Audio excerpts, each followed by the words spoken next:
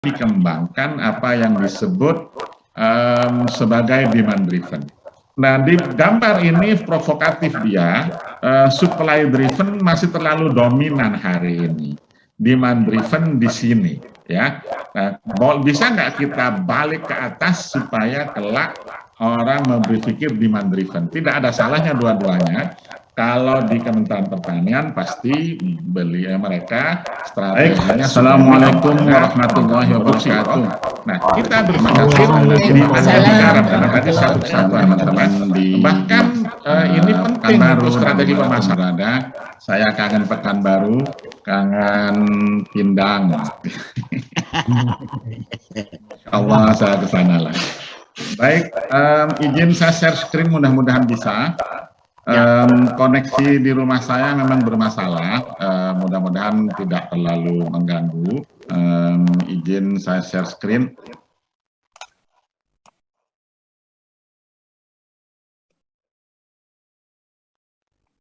Tema besar kali ini itu berhubungan dengan membangun daya tarik agribisnis bagi generasi muda. Masalah kita semua, kita sebagian besar dosen di program studi agribisnis atau SOSEK, tergantung universitasnya namanya. Ada beberapa hal yang ingin saya share, mudah-mudahan tidak terlalu lama. Satu, updating ya, saya akan menyampaikan data terakhir ekonomi Indonesia dan di ekonomi Riau, kemiskinan dan lain-lain. Yang kedua, saya akan refresh memori pemahaman kita semua tentang agribisnis. Kita sudah paham berkali-kali di kelas, bahkan kita menyampaikan pada mahasiswa kita bahwa agribisnis itu holistik dan integratif, kesatuan rangkaian subsistem. Kemudian yang ketiga, Pak Fahri, saya ingin mengajak Bapak Ibu sekalian dalam rangka untuk meningkatkan daya tarik generasi muda ini untuk membedah strategi demand driven yang sekarang dijadikan alternatif oleh anak muda. Ya, demand driven itu adalah market driven. Tidak ada yang baru bagi kita, tapi mencoba menggalikan ya kepada hal itu semua. Boleh di hulu, tapi boleh juga di hilir, yang kita akan bahas nanti di hilir. Kemudian baru kita tuliskan fakta, saya sampaikan data mengenai kebangkitan petani milenial. Yang kelima, yang juga sore ini akan di launching di Kemenko Perekonomian, karena saya juga membantu Kemenko, namanya Inclusive Closed Loop System. Apa itu? Dari petani, oleh petani untuk petani, kira-kira gitulah, namanya inklusif closed loop. Closed loop dia berputar, tapi memang yang inklusif. Baru setelah itu strategi pengembangannya. Baik, Bapak Ibu sekalian, update ya sedikit ya. Mengenai ekonomi Indonesia yang baru diumumkan minggu lalu ya, tanggal 7 Februari, 2 minggu lalu cepat sekali. Ekonomi Indonesia tumbuh 3,69%. Ya, sedikit lebih rendah dari proyeksi resmi yang 4,2 kalau nggak salah ya. Dan sektor pertanian ya tumbuh 1,84, ya agak kecil sih, agak kecil. Karena apa? Karena biasanya pada kuartal 4 kemarin yang pertanian ini bisa dilihat ya, dari yang kanan pertanian, yang kiri ekonomi Indonesia. Tapi overall pemulihan ekonomi sudah mulai terlihat. Ya, bahkan saya tuliskan secara jelas di buku, nanti mohon beli buku saya. Yang saya tuliskan bahwa pertanian itu jadi bantalan resesi, the cushion ya of recession, ya, penyerap, beredam. Dan angka kemiskinan yang terbaru 2021 Maret, nanti akan ada perhitungan baru lagi, sudah mulai 1 digit Indonesia ya, which is okay. Sebelumnya sempat 2 digit karena pandemi. Mayoritas tinggal di pedesaan, jadi 14,64 juta dari 26 ini atau 12% ya, dan mereka adalah petani. Baik, sedikit inflasinya rendah. Rendahnya tafsirnya banyak. Salah satu tafsir adalah rendah itu ya tidak terlalu mengganggu. Tapi ada tafsir yang lain, rendah bisa juga ditafsirkan sebagai daya beli masyarakat sedang menurun, bermasalah ya.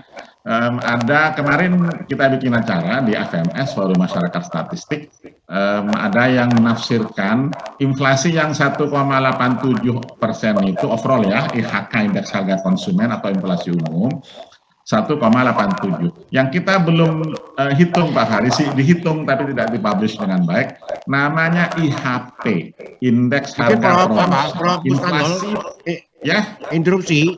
Ya. Interupsi, tolong slide-nya nggak bergerak. Masya Allah, kok bisa ya? Tunggu, saya stop dulu nanti ya, ini lagi. Saya stop dulu. Ya, mungkin komputernya jelek, Pak. Ini bergerak? Ya, udah. Oke, Ya, ini udah. saya sampaikan. Nanti inflasi itu 1,87. Bapak Nus kan bisa melihat mereka membagi inflasi itu dengan 3. Satu yang disebabkan inflasi inti, core inflation, yang kuning ini administered price, yang agak orange volatile food ya. Di volatile food ini yang masih lebih tinggi dari yang inti dan yang administered 187. Administered ini menarik di sini 2021 itu sejak September ketika delta sudah mulai rendah ya. AP naik lagi karena pemerintah AP masuknya di tiket pesawat. Tiket pesawat akhir kemarin booming sebentar sehingga harga tiket naik, dia ikut sedikit menaik. Omicron saya nggak tahu, kemungkinan sih masih rendah juga, masih 1,86 kalau nggak salah. Februari belum keluar pasti ya. Baik Bapak Ibu sekalian, sebarannya seperti ini. Nasional ya, kalau VF naik itu volatile food ya, menarik dia karena cabai rawit, minyak goreng, telur ayam, aduh nyebelin semua. Jadi kena kita punya Komnas Pertanian. Jadi yang warna merah ini yang di atas 4, Maluku, Sulawesi Barat, Kalteng, Riau 155, which is not bad at all ya, masih hijau dia. Nah, saya sampaikan tadi, yang kita tidak publish secara baik, Indonesia, Pak Fahri, yang tidak publish itu IHP, indeks harga produsen. Berapa? Mau dengar berapa? 9%. Jadi memang kenaikan harga ini petani juga ikut menanggung gitu loh. Ya, terang aja mereka cari minyak goreng juga, bukan hanya konsumen. Jadi itu saya pikir menarik untuk kita bahas sama-sama. Bapak Ibu sekalian, saya bedakan dengan Riau, cara melihatnya 2021 ini Riau merah. Dia turun, which is okay. Januari sudah keluar 1,86, ini tadi yang nasional. Beda dengan yang kuning 2020, dia naik, ini turun. Itu tanda bagus juga sebetulnya, karena setelah saya lihat tren kemiskinan ini nasional turun, sudah mulai 1 digit saya sampaikan.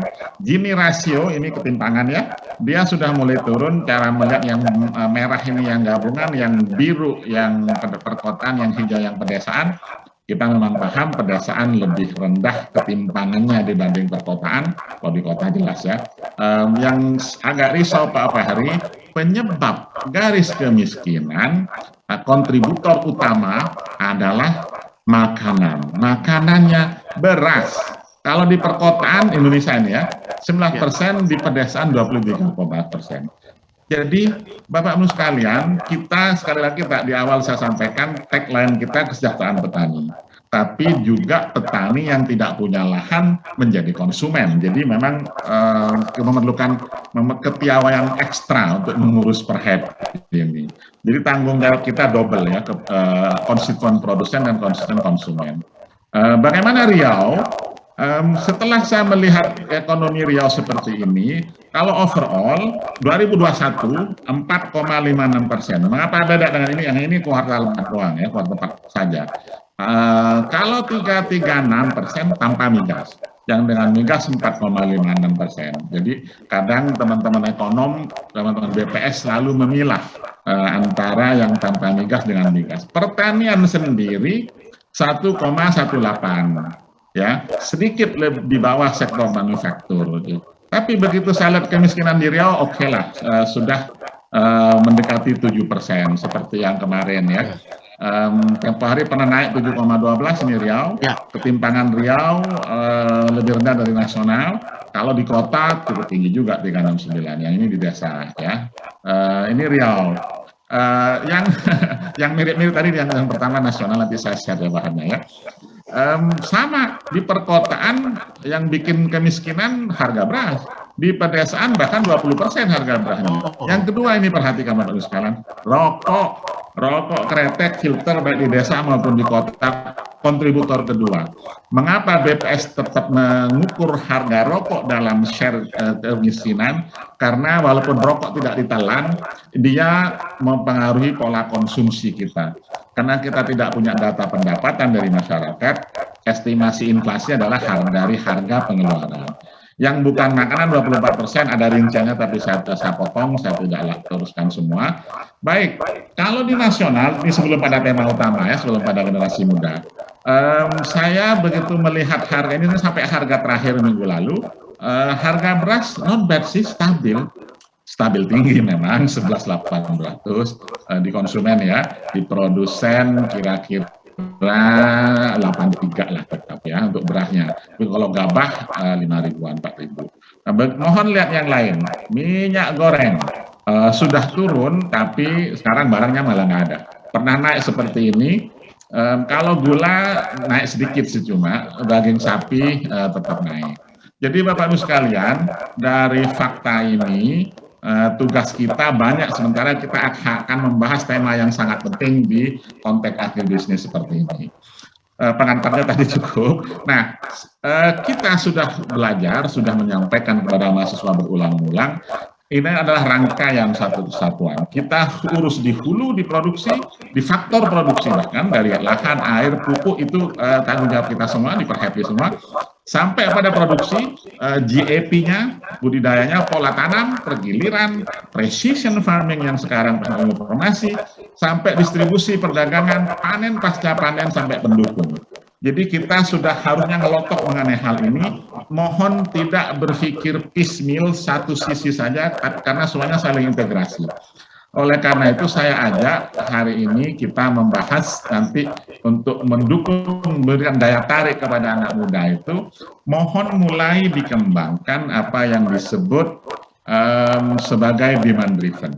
Nah, di gambar ini provokatif dia, supply driven masih terlalu dominan hari ini. Demand driven di sini, ya. Nah, bisa nggak kita balik ke atas supaya kelak orang berpikir demand driven? Tidak ada salahnya dua-duanya.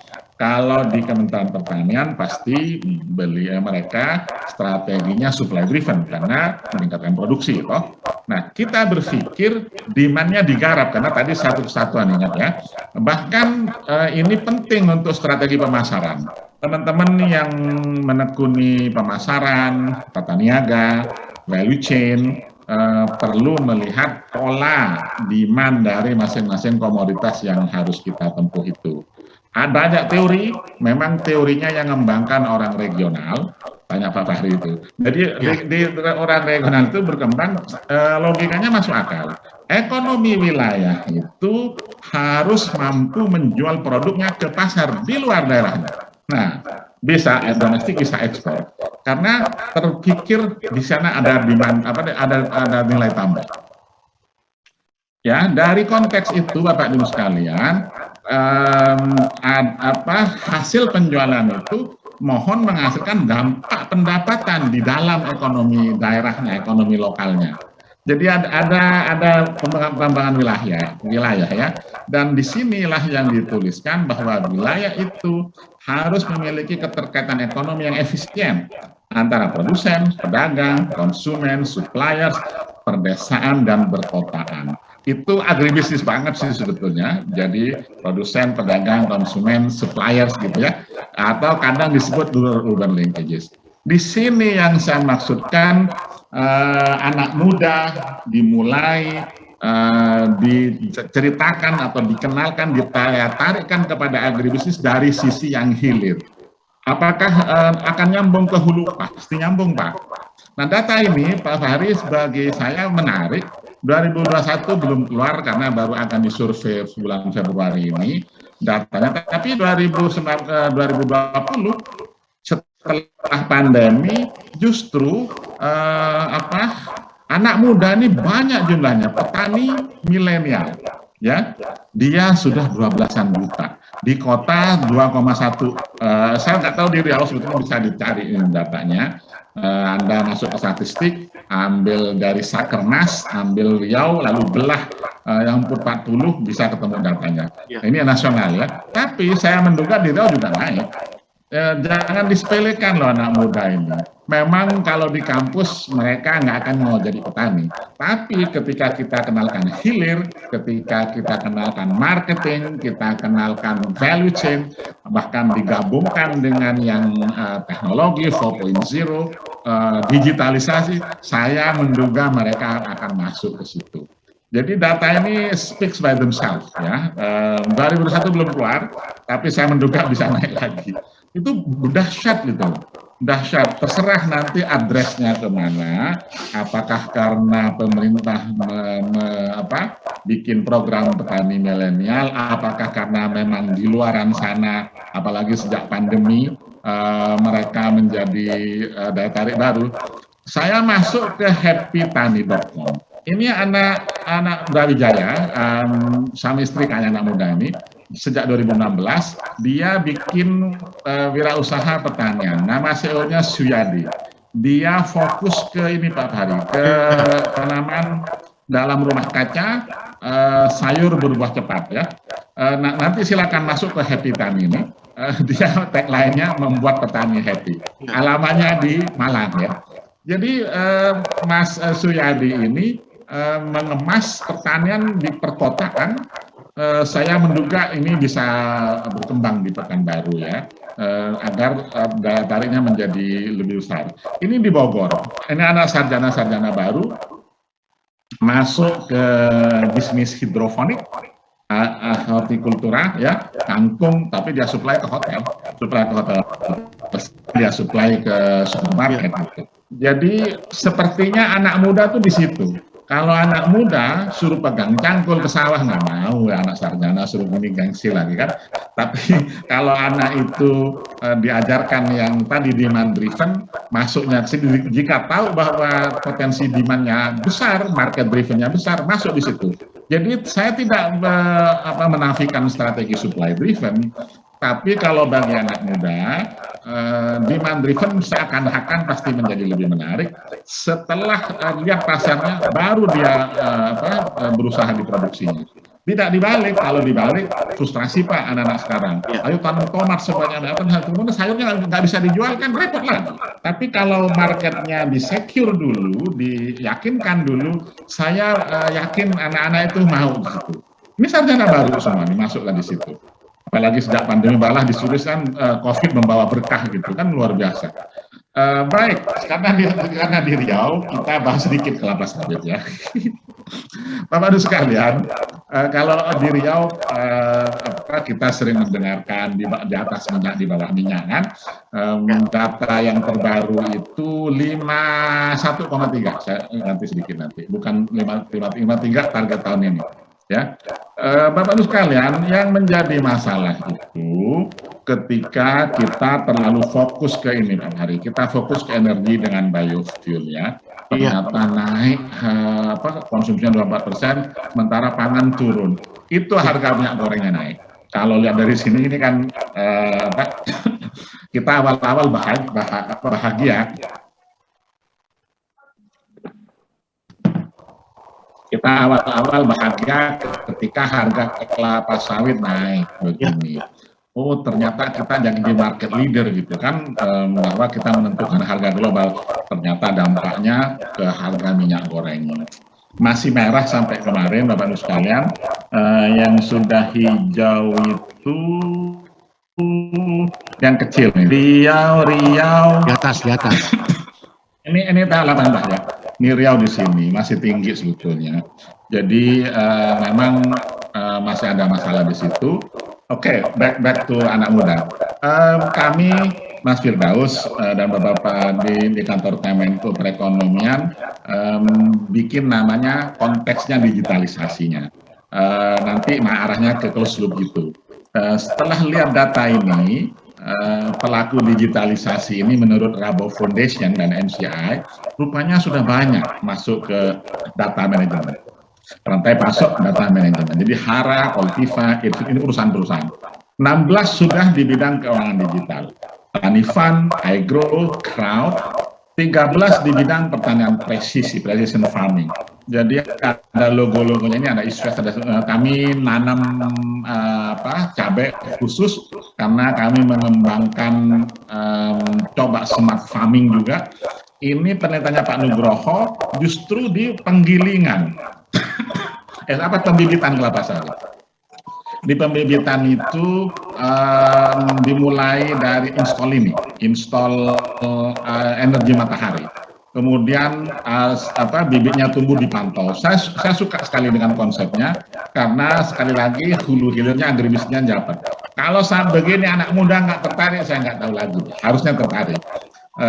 RITX ini khusus untuk precision farming.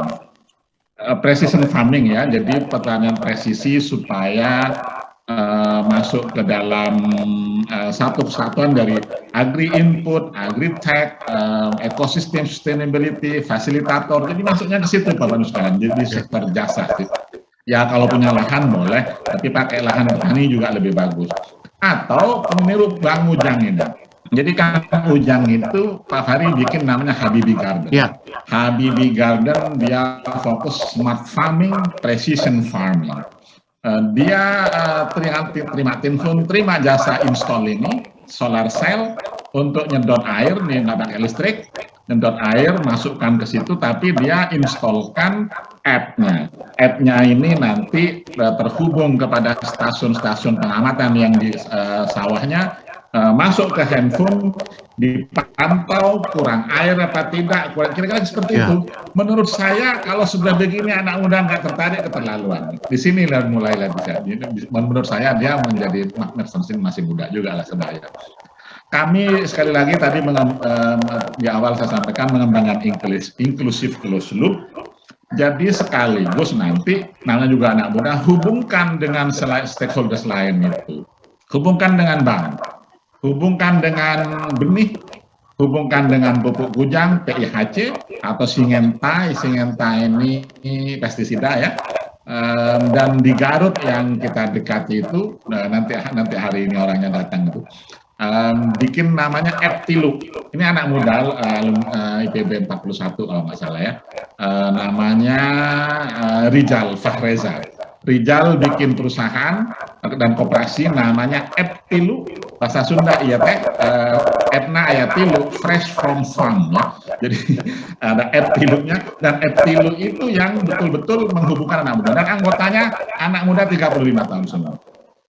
Dan dari situ kita anggap ini model baru, itu sebut kemitraan baru yang disebut inclusive closed loop system. Jadi Bapak Ibu sekalian, sebagai penutup, menurut saya daya tarik bagi anak muda agribisnis itu dimulai dari kesatuan ekosistemnya dulu disampaikan, karena memang ada kita yakinkan tidak bisa kerja sendiri, tidak bisa tanam setelah itu cari pasar. No, bukan, tidak. Justru demand driven-nya diarahkan pada pasarnya mana dulu, baru strateginya mengikuti. Barulah masuk smart farming, biotech kalau perlu, digitalisasi. Nah kalau perlu memang digitalnya jangan sampai lemot ya, sampai kepada perlukan seorang tokoh champion yang kira-kira mau untuk merajut network situ, menghubungkan stakeholder seperti dalam konsep kita inclusive closed loop. Demikian Bapak Ibu sekalian, lebih kurangnya mohon maaf. Akhirul kalam, assalamualaikum warahmatullahi wabarakatuh. Nanti saya share bahannya. Ya. Salam. Terima kasih.